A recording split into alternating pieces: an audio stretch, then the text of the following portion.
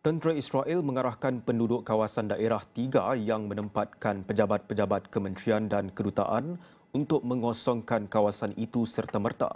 Ia susulan serangan udara baharu yang bakal dilancarkan rejim Zionis dalam masa terdekat.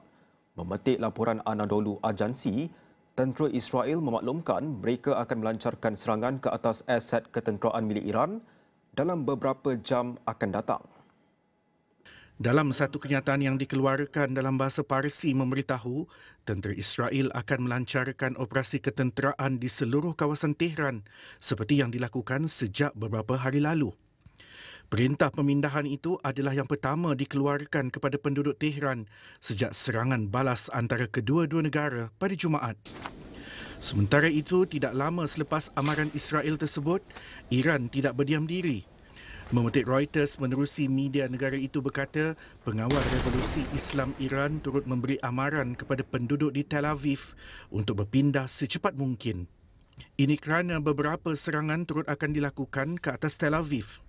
Ketegangan memuncak selepas Israel melancarkan serangan udara secara serentak ke atas beberapa lokasi di Iran termasuk aset ketenteraan dan nuklear yang kemudian memaksa serangan balas Tehran.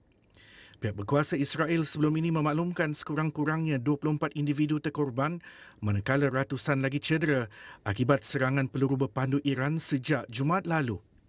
Sementara itu, Iran pula mendakwa serangan Israel meragut sekurang-kurangnya 224 nyawa dan mencederakan lebih 1,000 penduduk.